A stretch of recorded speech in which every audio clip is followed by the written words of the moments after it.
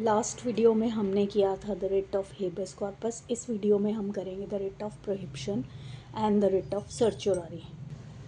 Subject matter of the writ of certiorari and prohibition is same, that is the error of jurisdiction of the law.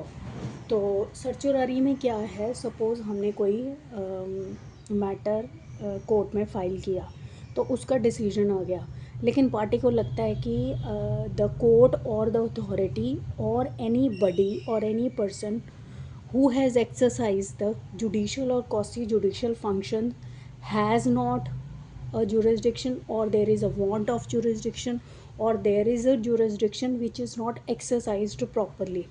तो in that regard that party is aggrieved, तो उस चीज़ को correct या फिर उसको अगर कोई decision आ गया है उस मैटर में तो उस चीज़ को क्वॉश करवाने के लिए the writ of certiorari file की जाती है। तो अल्टीमेटली द मैटर इज़ कि अगर सपोज किसी मैटर में due to error of jurisdiction, whether it is a want of jurisdiction or whether it is excess of jurisdiction is being exercised, or there is jurisdiction which is not exercised, or there is jurisdiction which is exercised wrongly, or there is no jurisdiction which is exercised. तो इन matters में अगर party aggrieved है लेकिन फिर भी उस case में decision दे दिया लोअर कोर्ट ने, तो रिट ऑफ सर्चुरारी फाइल की जाती है। This is in regard to the quashing of the decision. तो the writ of certiorari is to quash और to get the decision quashed. लेकिन प्रोहिबिशन में मैटर क्या है कि सेम प्रॉब्लम है, लेकिन वहाँ पे that is the order of prevention. Certiorari is in regard to the quashing of the decision, but wherein the writ of prohibition, there the order is to prevent to proceed further in relation to the matter which is being claimed by the party.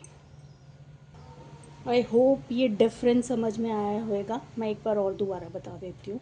Suppose कोई matter है जो court ने decide कर दिया, लेकिन अब party को ये डाउट है या ही श्योर, तो उसको डिटर्मिन करवाने के लिए the writ of certiorari file की जाती है हाई कोर्ट में अंडर आर्टिकल 226 और under article 32 of the constitution in the supreme court, where in दे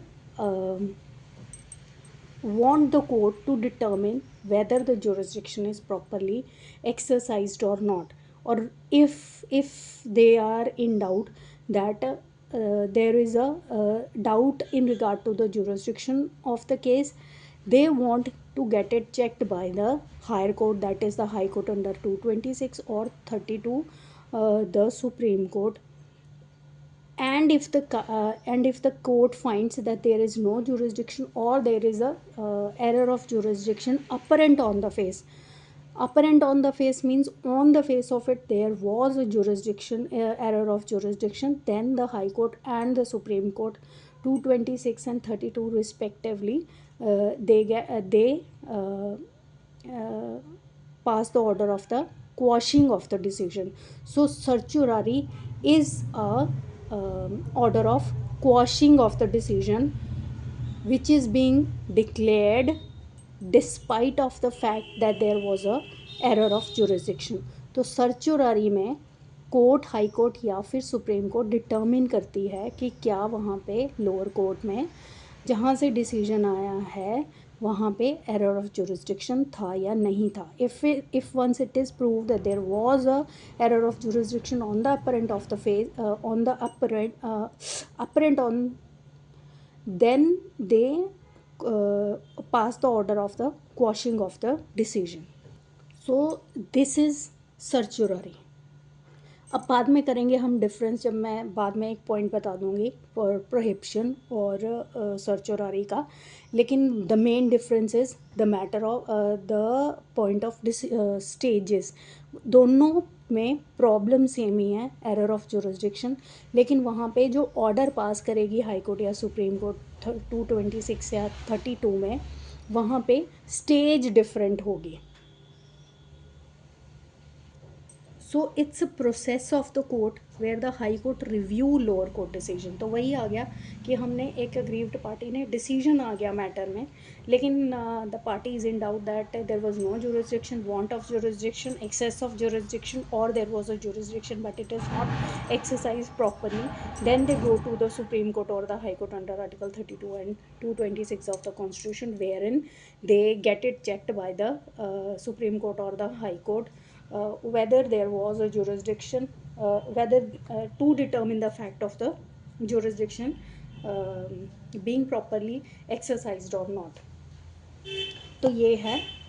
तो अगर कोर्ट को लगता है कि देर वॉज नो कि एरर है जुरिस्डिक्शन में, whether it is want of jurisdiction, no jurisdiction, jurisdiction but not exercise, no jurisdiction but exercised, ठीक है, तो वहाँ पे अगर डिटर्मिनेशन के बाद अगर कोर्ट को फाइंड आउट कर लेती है, once they find out they pass the order of the question. तो so the certiorari is in relation to the order of the quashing of the decision if it is found out that there was a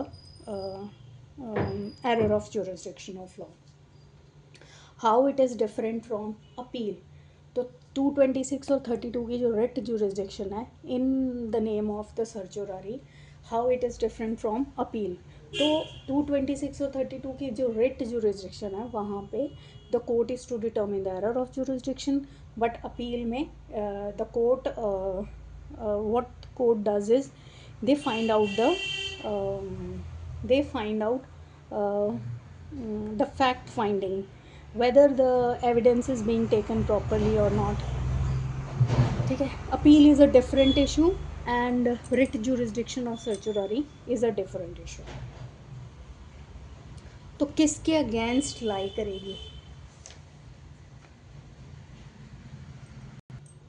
ये jurisdiction? किसके against लाई करेगी? Authority, any person, administrative body who acts judicial और quasi judicial function.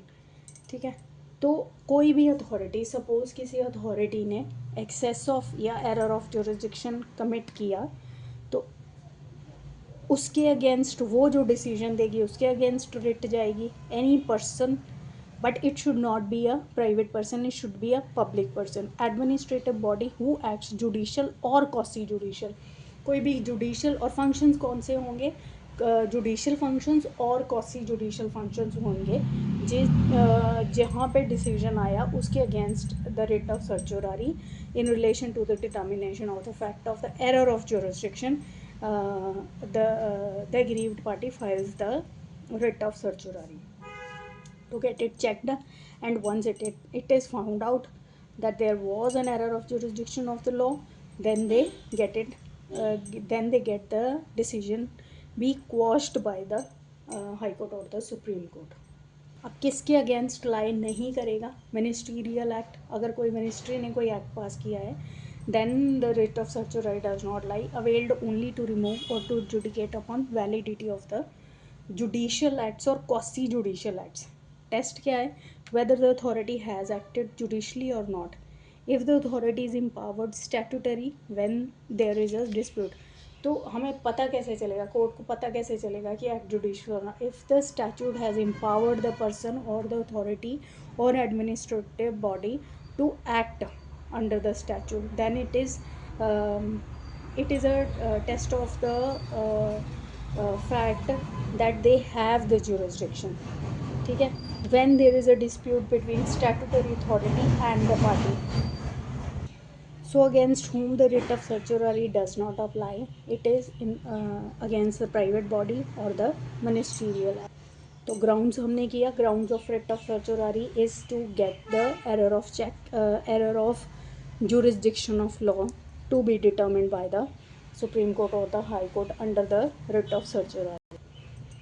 So jurisdiction, excess of jurisdiction थी लेकिन उन्होंने excessively exercise किया. Want of jurisdiction, it means jurisdiction नहीं थी लेकिन फिर भी उन्होंने एक्सरसाइज किया. Error of jurisdiction of law, violation of natural justice, finding based on no evidence. ठीक है, it is in contravention of the fundamental rights. तो कोई भी डिसीजन पास हुआ जो कॉन्ट्रवीन कर रहा है फंडामेंटल राइट्स को, proceed to act under law which is unconstitutional. किसी एक्ट के अंडर प्रोसीड किया which is declared by the supreme court unconstitutional, तो वो भी द एरर ऑफ जुरिसडिक्शन है. Who can apply? Any person whose right is violated. अब ये एक इशू है कि इस केस में जहाँ पे एरर ऑफ जुरिसडिक्शन होएगा तो वहाँ पे एक इशू है कि जो कोर्ट और ट्राइब्यूनल्स एस्टेब्लिश्ड हुई हैं under the armed forces act, तो वहाँ पे क्या रिट ऑफ सर्चुररी अप्लाई होएगी आर्टिकल 226 और 32? The answer is yes. कोई भी कोर्ट और ट्राइब्यूनल जो एस्टैब्लिश हुई हैं under the armed forces act, वहाँ पे the writ of सर्चुररी under article 226 जाएगा.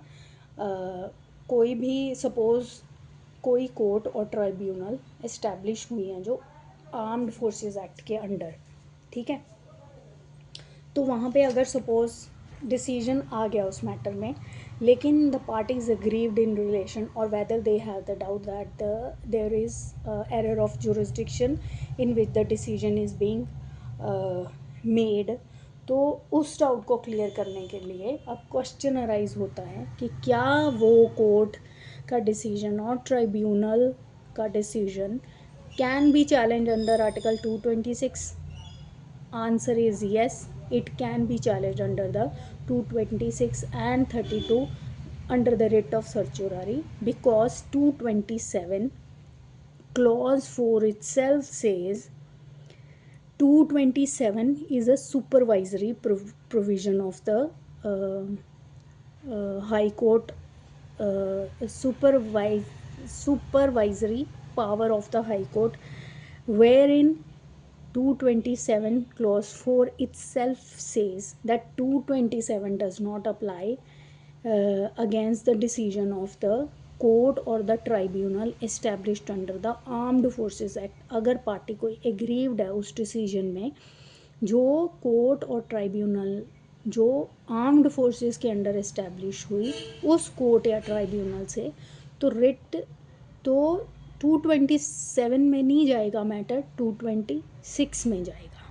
तो ये था हमारा the writ of सर्चुररी. Next video में हम करेंगे द रिट ऑफ प्रोहिबिशन.